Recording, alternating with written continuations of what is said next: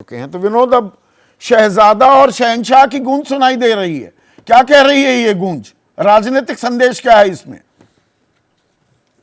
देखिए, ऐसा है कि लगता है कि भारतीय जनता पार्टी जो अपनी कार्यकलाप पे रोज जाप करती है, करती थी, अब उसके पास कोई रिपोर्ट कार्ड दिखाने के लिए नहीं है। अब वो हिंदू मुसलमान करेगी। और एक डिस्क्रेडिटेड लीडर है पाकिस्तान में, फावद चौधरी। वो पीटीआई में होता था और मंत्री होता था वहां, और वो भागा उसके वहां पर, उनके वहां टेलीविजन पे जब पुलिस का एक्शन हुआ तो इसको भागते हुए दिखाया कि भाग गया, और उसके बाद पीटीआई छोड़ दिया इसने। उसको हवाला देकर कह रहे हैं कि कांग्रेस की जीत की दुआएं जो हैं वहां के नेता कर रहे हैं। उस आदमी की अपने मुल्क में कोई क्रेडिबिलिटी नहीं है। वो फौज का पिट्ठू माना जाता है। फौज का एजेंडा चला रहे हैं क्या हम लोग? देखिए, बात सुनिए। अजीब सी बदकिस्मती है इस देश की कि 5-10 बरस के बाद एक राजनीतिक दल जिसके पास इतना अहम मैंडेट है, 2 बार उसको मैंडेट मिला, फुल मैंडेट, एक लंबे अरसे के बाद इस देश में, और पॉलिटिकल स्टेबिलिटी का वादा और विकास का वादा और सबके साथ का वादा, कहां है वो वादे आज के दिन? बयानों से लग रहे हैं कि वो वादे सार्थक हुए। तो ये पुराने मुद्दे क्यों उठाने की नौबत आ रही है आपकी निगाह में? इसलिए ये मुद्दों इसलिए ने पॉलिटिकल डिविडेंड तो दिया है विनोद, पर क्या काठ की हांडी बार बार चढ़ाई जा सकती है? ये डिविडेंड फिर से देंगे? इन मुद्दों ने डिविडेंड तो दिया है, राजनीतिक फायदा दिया है बीजेपी को, इस बात से तो इनकार नहीं किया जा सकता। ये बात सच है, राजनीतिक फायदा दिया है, लेकिन बार बार एक ही स्लोगन को रेज करना, ये हमारे देश के आवाम के नेटिव विजडम की इंसल्ट करने जैसा है। वो तो मूर्ख हैं। वो तो जैसा हम दिखाएंगे वैसे ही करेंगे। We lead them by their nose. देखिए, आपने इंगित किया कि तेजस्वी यादव पे अटैक किया माननीय प्रधानमंत्री ने। अच्छा होगा उसका कारण आप पता लगवाएं बिहार से। बिहार में जो स्टेट ऑफ प्ले है जेडीयू और बीजेपी में, खासकर नीतीश कुमार और बीजेपी में, उस पे जरा आप थोड़ी सी प्रोब करवाएं। नीतीश कुमार का कहीं नाम आपको कहीं कोई आवाज कहीं सुनाई दे रही है क्या?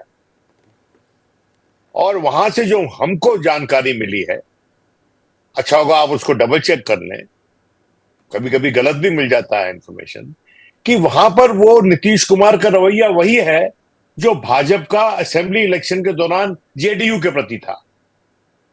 आप समझ रहे हैं? जब चिराग पासवान को प्रॉप अप कर दिया गया था।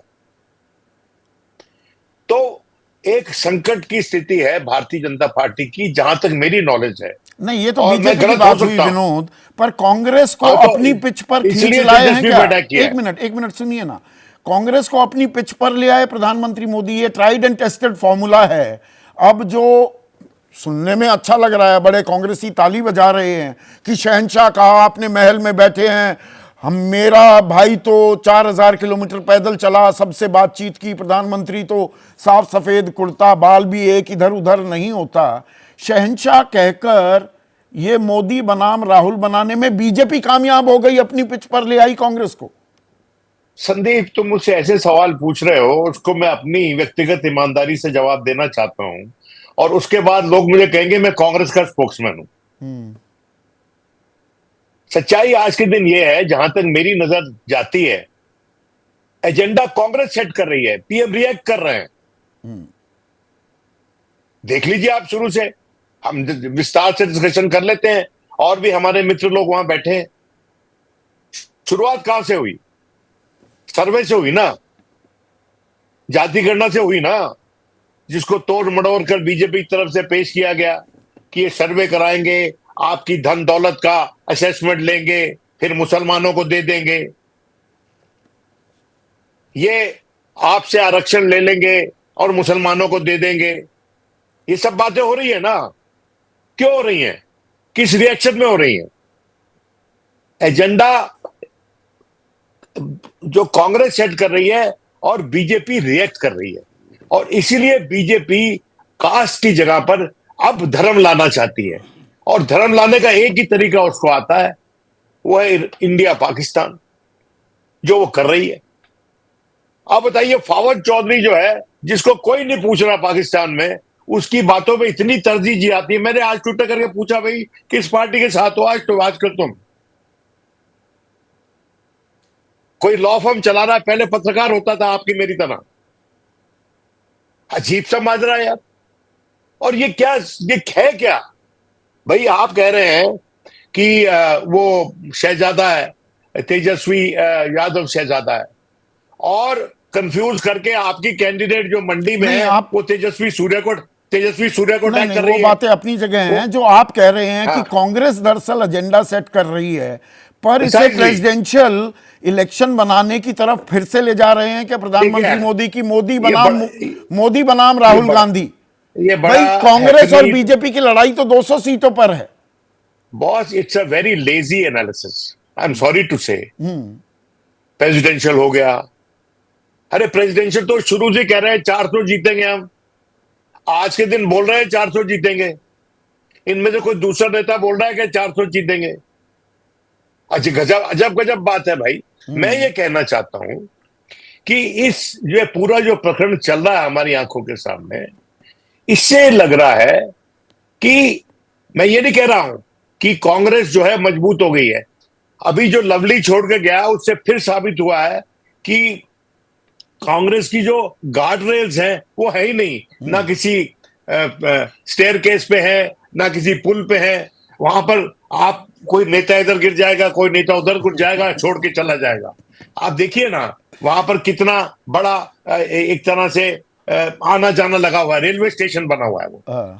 लेकिन उसके साथ साथ जो भारतीय जनता पार्टी बात कर रही है, मेरे जैसे व्यक्ति के लिए जो ये समझता है कि रेलवे स्टेशन बन गया है कांग्रेस पार्टी, वो रीएश्योरिंग नहीं है। मैं ऐसा मुल्क नहीं चाहता जैसा वो मुझे देना चाहते हैं।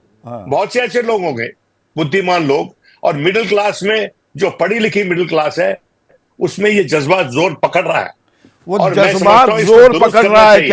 जैसे ही घड़ी का काटा दोपहर 2:30 पे आए, बबीता जी का दिल सास बहू साजिश के लिए मचल जाए। और ये है इनकी बहू, पूरे दिन ऑफिस की टेंशन हो जाए गॉन जब ये करें अपना फेवरेट शो फ्री टाइम पे ऑन। इनकी तरह आप भी देखिए अपना फेवरेट शो अपने टाइम पर, और डाउनलोड कीजिए एबीपी लाइव ऐप अपने स्मार्ट टीवी पर।